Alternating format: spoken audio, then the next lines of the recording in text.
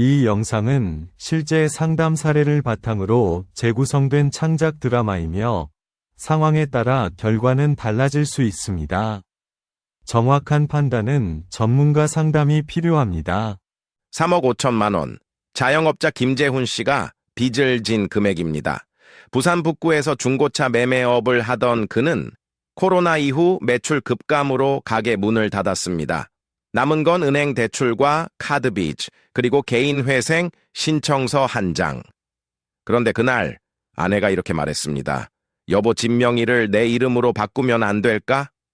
친구가 그러는데, 그러면 집은 지킬 수 있대. 당황하며 뭐, 지금 무슨 소리야? 개인 회생 신청 전에 명의를 바꾸라고?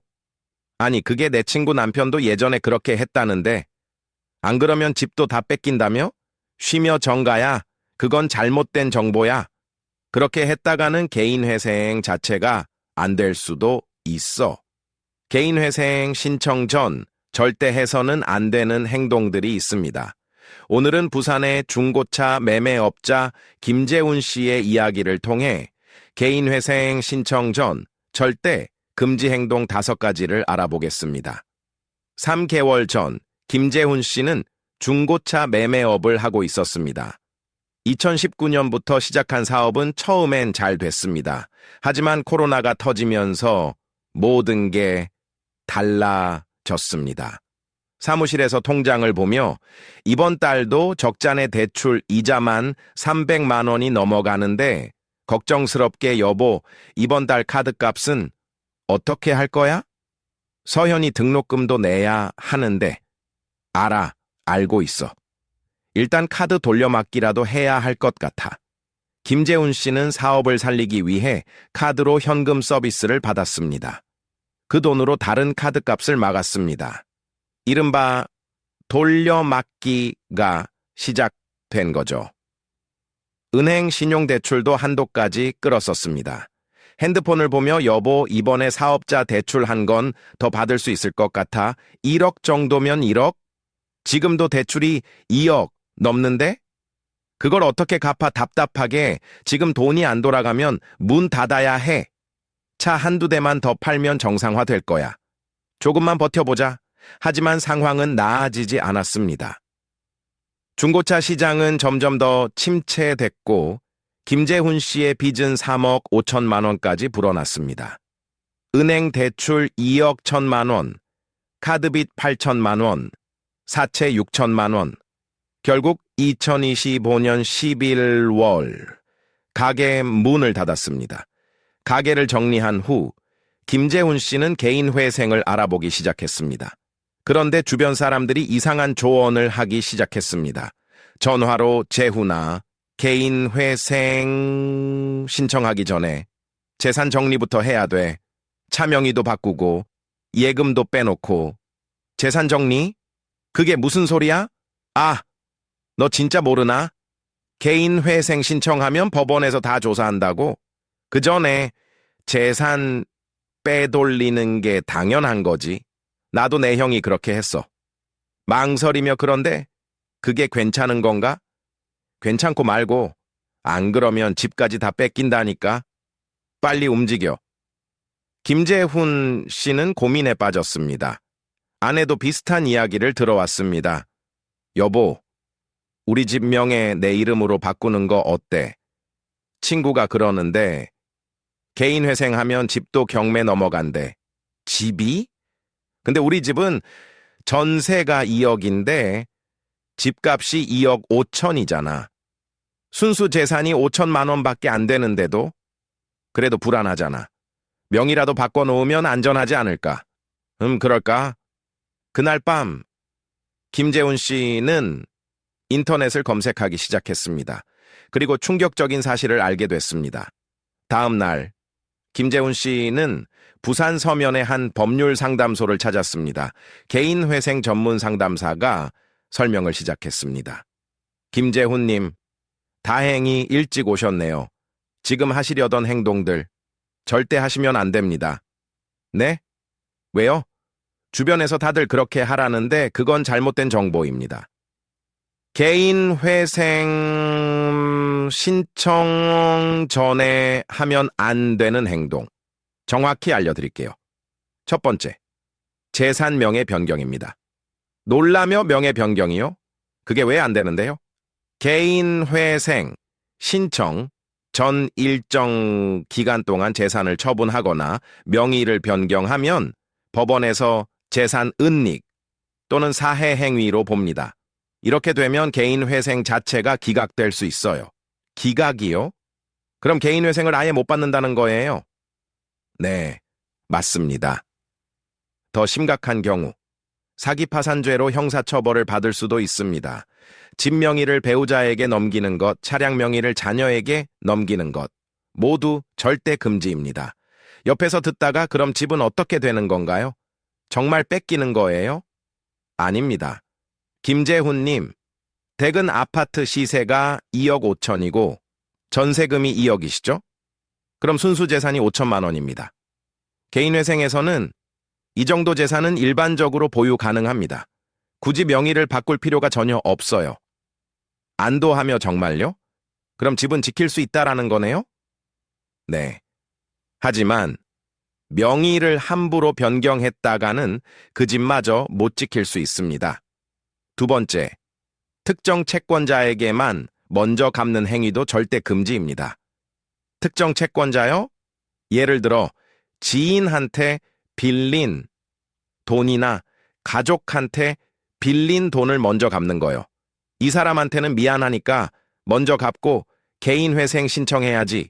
이렇게 생각하시는 분들 많은데 절대 안 됩니다. 왜요? 지인한테 먼저 갚는 게 왜 문제가 되나요?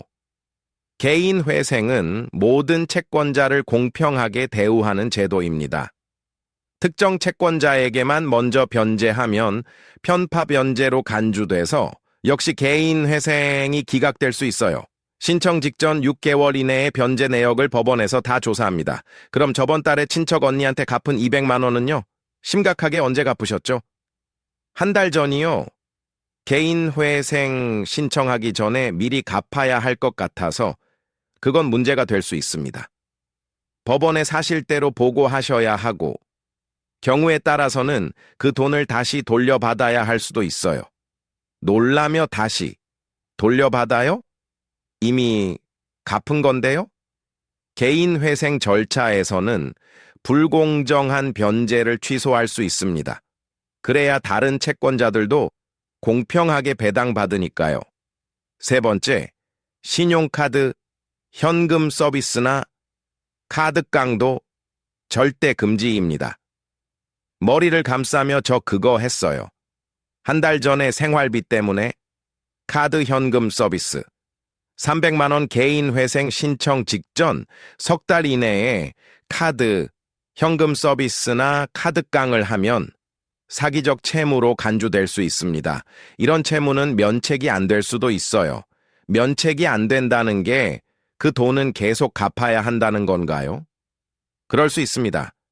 개인 회생 중에도 그 채무만큼은 계속 갚아야 할 수 있고 최악의 경우 개인 회생 자체가 불어될 수도 있어요. 절망하며 그럼 저는 개인 회생을 못하는 건가요? 아직 석 달이 안 됐다면 조금 더 기다리시는 게 나을 수도 있습니다. 하지만 지금 당장 급한 상황이라면 그 사실을 법원에 솔직하게 보고하고 소명하는 방법도 있어요. 생활비 때문에 어쩔 수 없었다는 점을 입증하면 인정받을 수도 있습니다. 쉬며 네 알겠습니다. 네 번째, 재산을 헐값에 처분하는 것도 절대 안 됩니다. 예를 들어 차를 시세보다 훨씬 싸게 팔거나 아파트를 금매로 처분하는 거요. 차요? 저 차 한 대 있는데 팔려고 했거든요.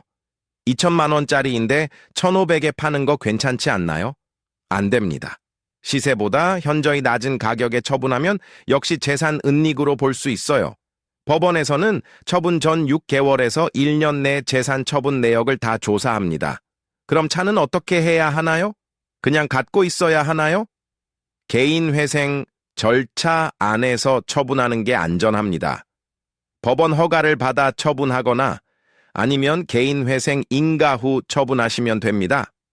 5번째, 가장 중요한 건 거짓말입니다. 거짓말이요? 네. 법원에 제출하는 서류에 재산을 숨기거나 채무를 누락하거나 소득을 거짓으로 기재하는 거요. 이건 정말 절대 안 됩니다. 당연히 그런 건 안 하죠.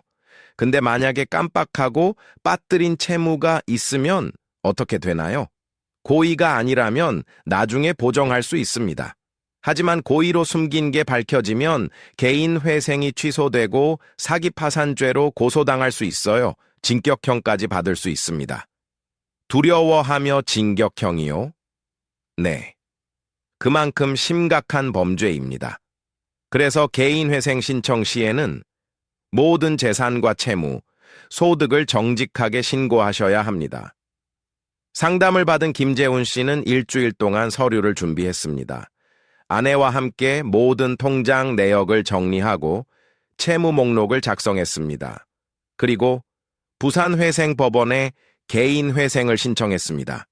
법원 앞에서 정가야 떨린다. 제대로 된 건지 모르겠어. 여보, 우리 할 수 있는 건 다 했어. 이제 기다려보자. 개인회생 신청 후 한 달, 법원에서 보정 명령이 나왔습니다. 석 달 전에 받은 카드 현금 서비스 300만 원에 대한 소명이 필요하다는 내용이었습니다. 상담색에 전화로 보정 명령이 나왔는데 현금 서비스 때문이래요. 어떻게 하죠? 당황하지 마세요. 그 돈이 생활비로 쓰였다는 걸 입증하면 됩니다. 통장 내역과 카드 사용 내역을 제출하세요. 식비, 공과금, 병원비 같은 내역을 정리해서 제출하시면 됩니다. 네, 알겠습니다. 김재훈 씨는 석 달치 통장 내역을 출력했습니다. 카드 사용 내역도 세세히 정리했습니다. 현금 서비스로 받은 300만 원이 식비와 공과금, 딸 서현이 학원비로 쓰였다는 걸 증명하는 자료였습니다. 아내에게 이 정도면 될까? 충분해. 우리 거짓말 하나 없이 다 정리했잖아. 보정 자료를 제출한 지 2주일 후 법원에서 연락이 왔습니다. 개인회생 개시 결정이 났다는 내용이었습니다. 전화를 끊고 아내에게 전가야. 개시 결정 났어. 개인회생 시작된대. 눈물을 흘리며 정말? 정말이야? 울먹이며 3년 동안 성실하게 갚으면 나머지는 탕감된대. 집도 지킬 수 있고 방에서 나오며 아빠. 진짜요? 우리 이제 괜찮은 거예요? 그래, 이제 시작이야. 3년 동안 열심히 일해서 꼭 갚을 거야. 김재훈 씨의 변제금은 월 80만 원으로 정해졌습니다. 3년 동안 총 2,880만 원을 갚으면 나머지 3억 2천만 원은 탕감받게 됩니다. 개인회생 개시 후 3개월, 김재훈 씨는 택배 기사로 일하고 있습니다. 매달 250만 원을 벌어 변제금 80만 원을 빠짐없이 내고 있습니다. 퇴근 후 거실에서 오늘 배송 70건 했어. 몸은 힘든데 마음은 편하네. 고생 많았어. 밥 먹자. 서현이도 곧 올 거야. 근데 정가야 그때 진명에 바꾸려고 했던 거 정말 안 하길 잘한 것 같아. 만약에 그랬으면 상상도 하기 싫어. 개인회생도 못 받고 집도 못 지켰겠지. 집에 들어오며 아빠, 오늘 학교에서 장학금 신청했어요. 다음 학기부터는 제가 알아서 할게요. 뭉클하게 서현아 고맙다. 김재훈 씨는 지금도 하루하루 성실히 일하고 있습니다. 3년 후면 빚에서 자유로워질 수 있습니다. 그날을 위해 오늘도 택배를 나릅니다. 나레이션 오버랩 개인 회생 신청 전 절대 하면 안 되는 5가지. 재산명의 변경, 특정 채권자 편파 변제, 신청 직전 현금 서비스, 재산 헐값 처분, 그리고 거짓말. 이것만 피하면 개인 회생은 어렵지 않습니다. 개인 회생을 준비하시는 분들, 절대 주변의 잘못된 조언에 속지 마세요.